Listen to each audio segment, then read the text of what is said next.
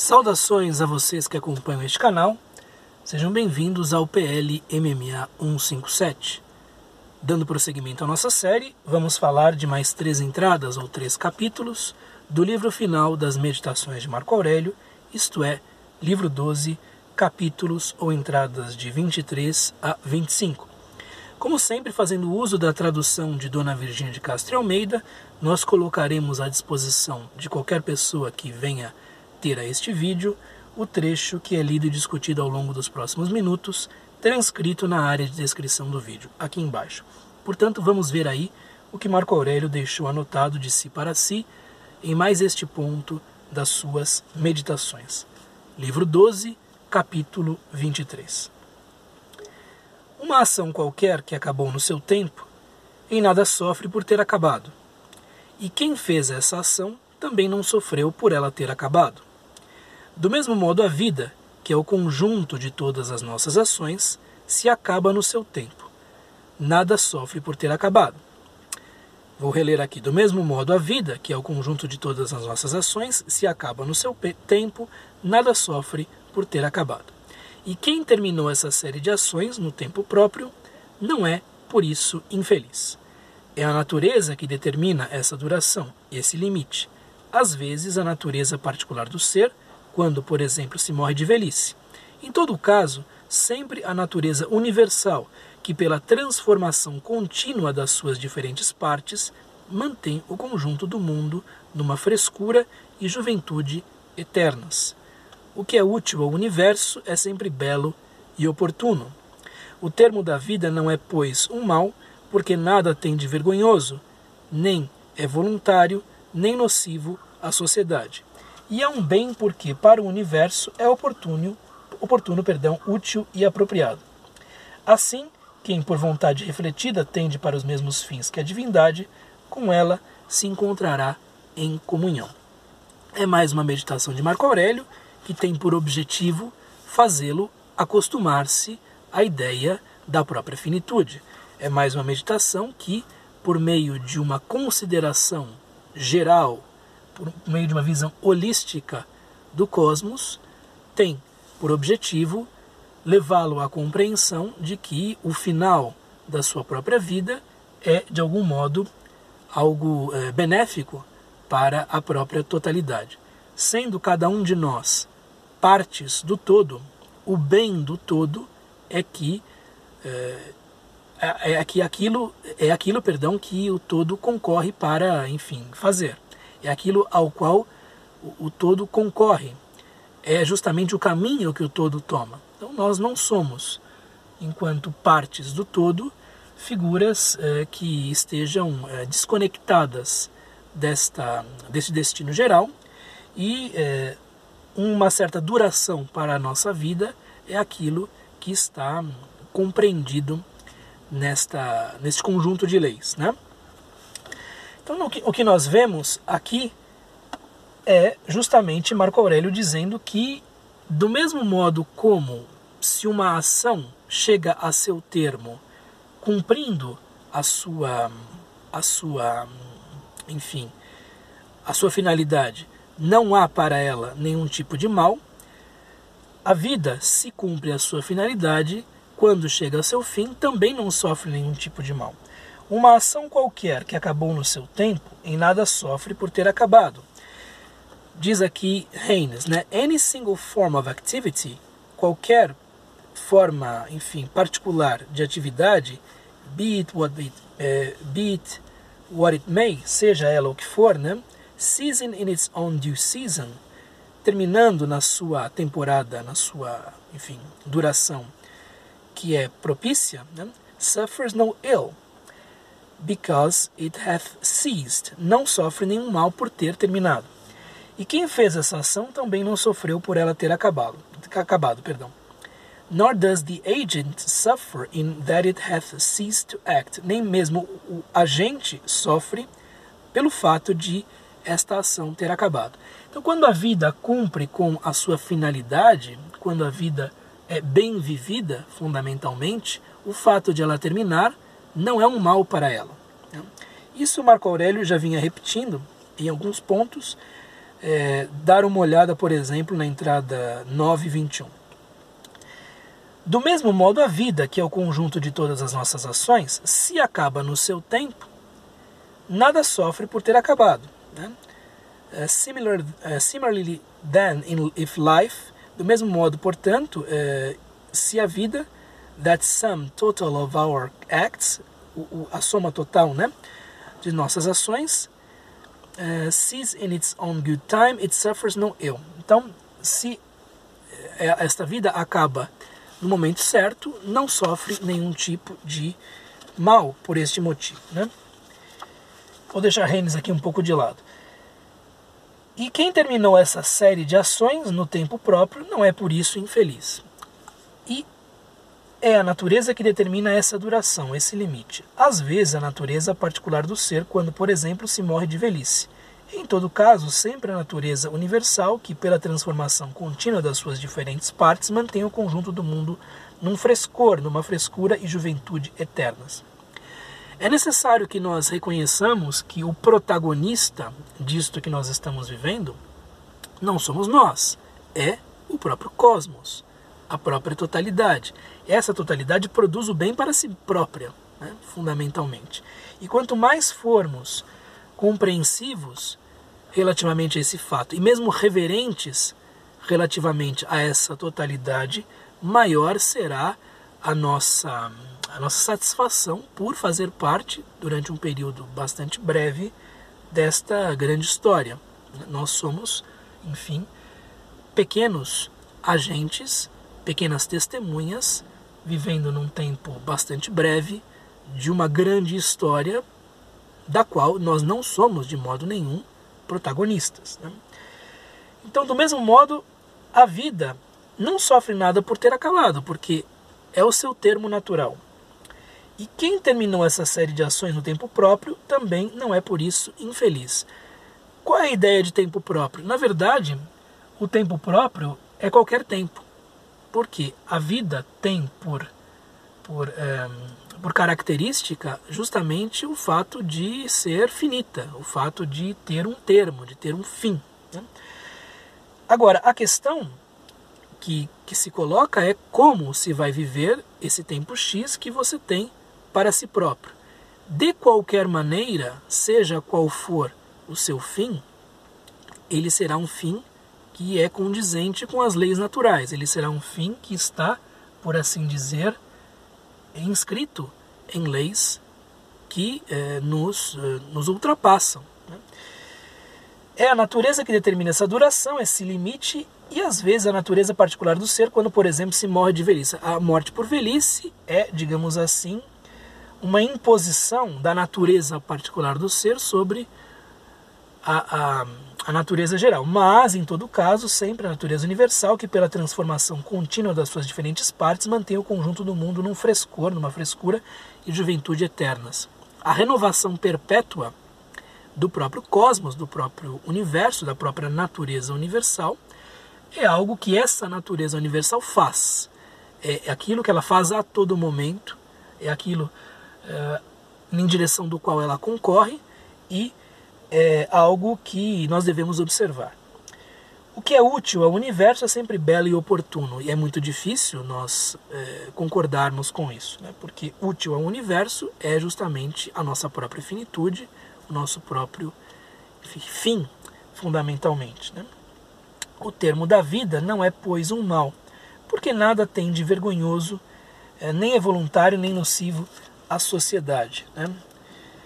Então, aqui diz Haynes, all that is advantageous to the whole, tudo que é vantajoso para o todo, is ever fair in its bloom. Né? Então, é sempre, enfim, fresco e, enfim, algo que mantenha a sua florescência. Né?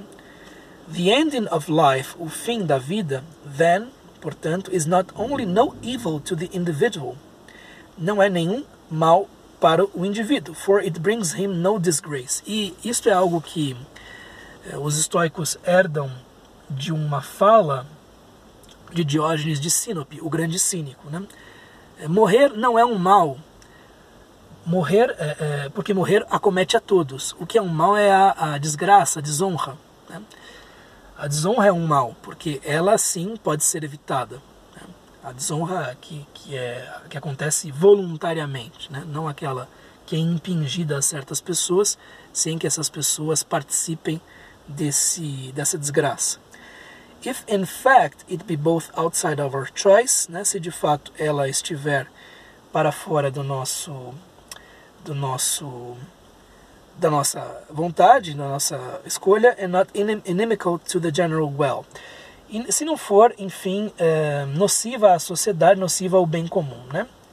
E é um bem porque para o universo é oportuno, de novo estou dizendo oportuno, útil e apropriado, né? Então, porque é algo que serve a esse universo mesmo, né? Ele que é o protagonista da sua própria história. Nós somos, evidentemente, digamos assim, emanações, epifenômenos desse grande conjunto, né?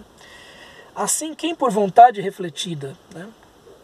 Quem pela sua própria participação tende para os mesmos fins que a divindade, porque o universo e a divindade são a mesma coisa, né?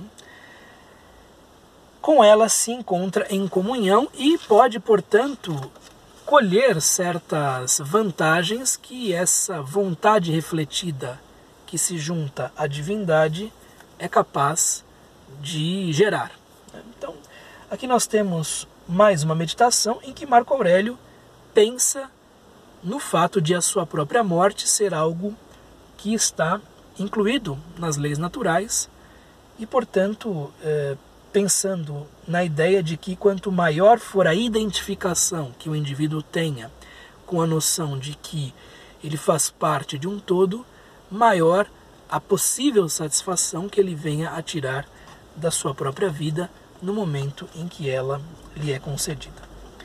24. 3 pensamentos que sempre devem ter presentes, né? Aqui o termo em grego é interessante, que é procheira, né? Ao alcance da sua mão.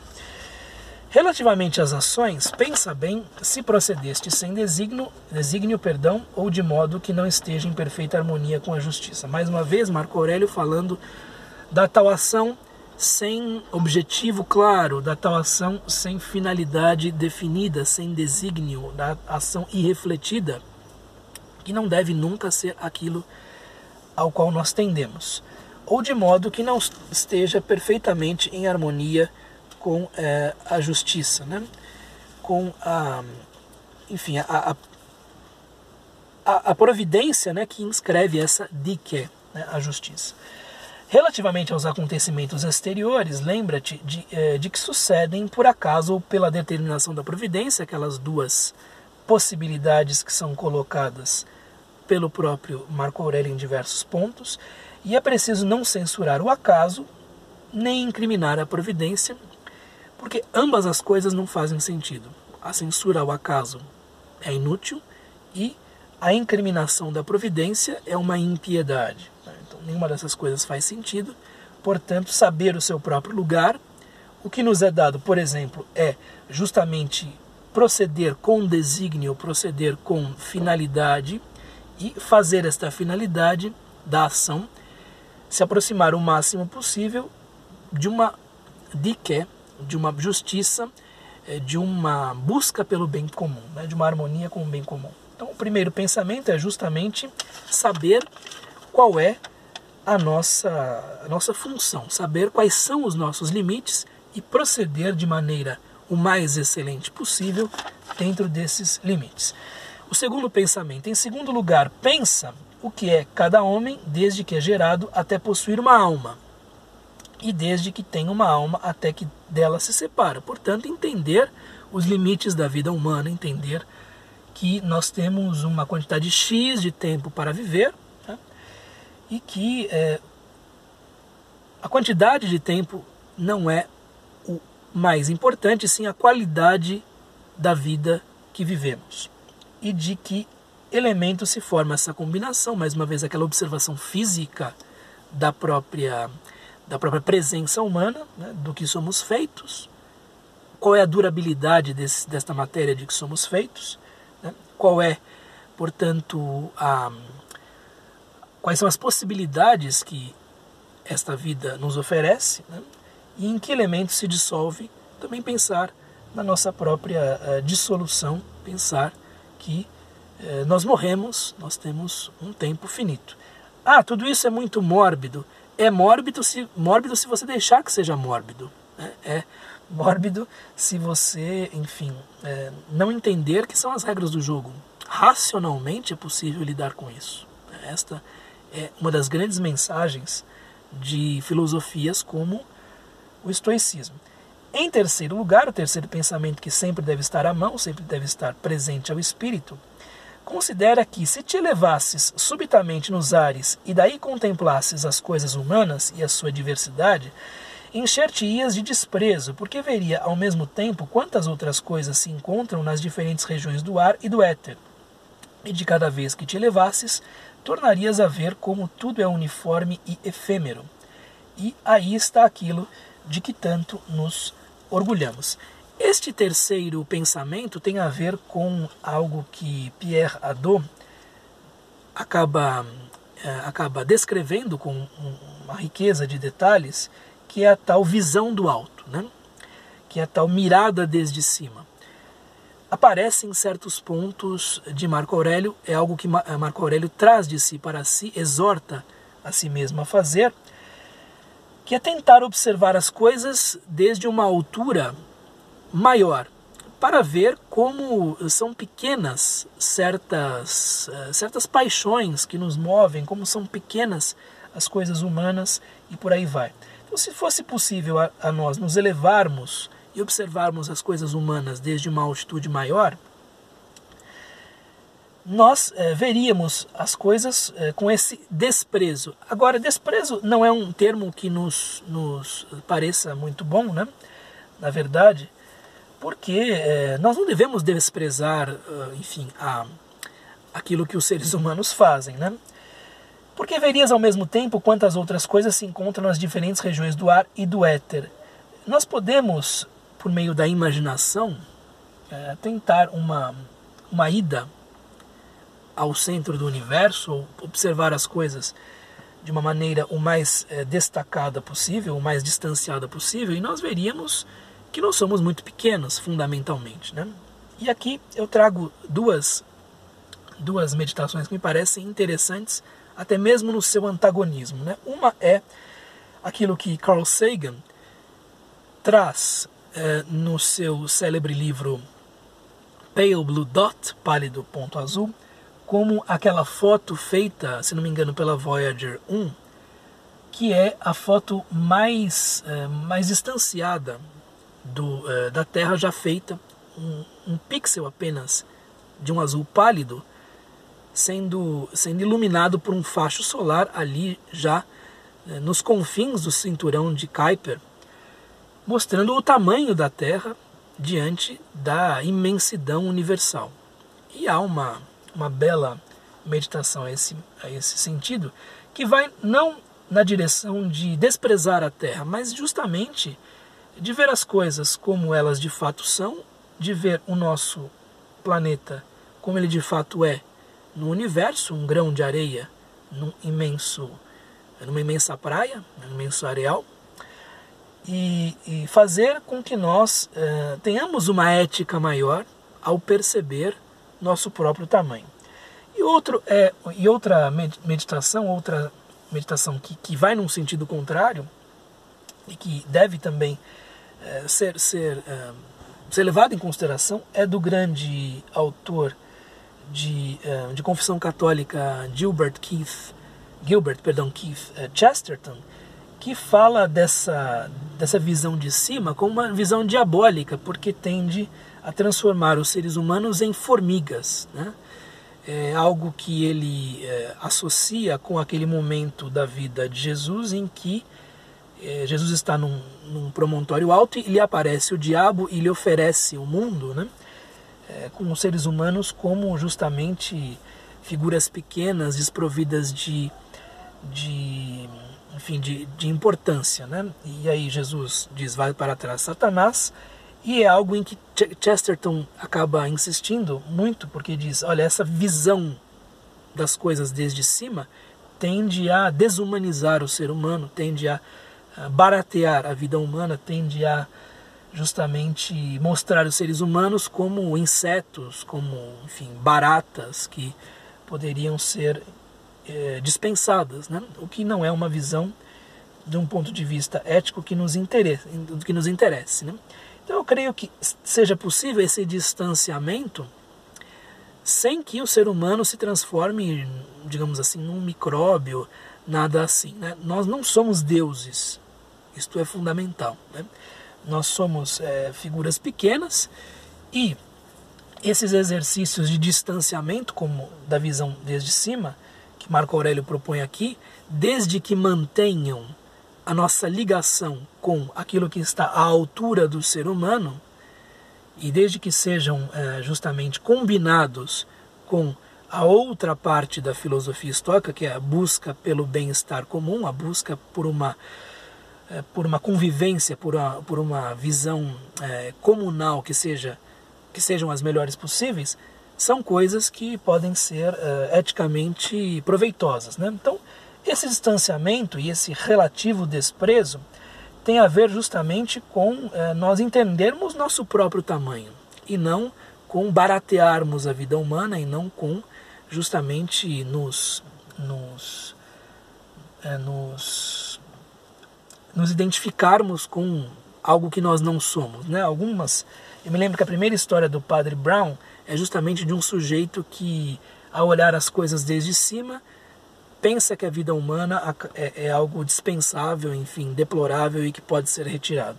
Não é nesse sentido que as coisas devem ser tomadas, né? E não me parece que seja num sentido assim que Marco Aurélio visse as coisas, visse esse exercício de distanciamento, né? E de cada vez que te elevasses, tornarias a ver como tudo é uniforme e efêmero. Notar a efemeridade das coisas não deve ser algo que conduza a uma nulificação da vida, né? a uma nadificação, digamos assim, de tudo quanto existe, e, portanto, a um niilismo que, no limite, seria, como Chesterton postula, seria assassino, né? Seria, enfim, misantrópico, né? Detestador do gênero humano, né?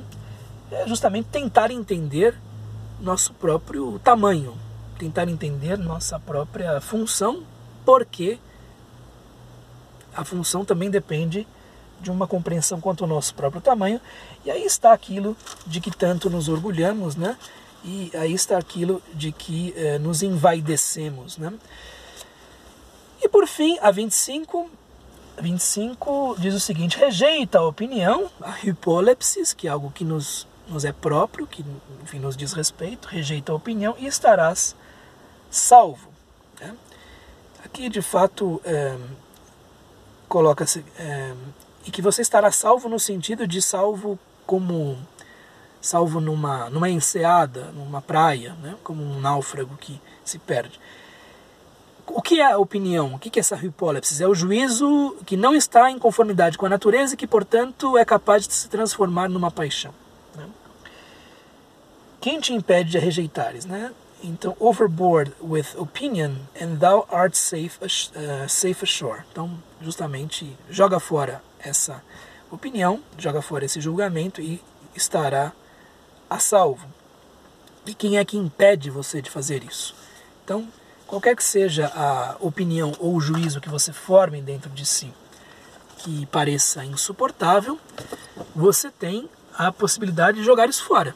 Você tem a oportunidade e a possibilidade a todo momento de rejeitar este juízo, de considerá-lo não conforme com a natureza e, a partir daí buscar uma tranquilização de si, entender que você não manda no mundo, né? Você não controla as coisas dentro do atacado, dentro da globalidade. Você tem apenas um domínio sobre si próprio, né? Domínio sobre as suas reações às coisas e as suas ações efetivamente tomadas, e que aí está o seu bem. Aí está o seu bem possível, pelo menos nestas circunstâncias, pelo menos nesta situação, pelo menos nesta existência. Se há outra em que as regras são diferentes, neste momento não é possível divisar por meio da razão. É algo que os estoicos, enfim, diriam também. Muito bem, eis o que eu tinha a lhes dizer e continuamos com o PL MMA em outro vídeo. Um abraço, até mais, tchau.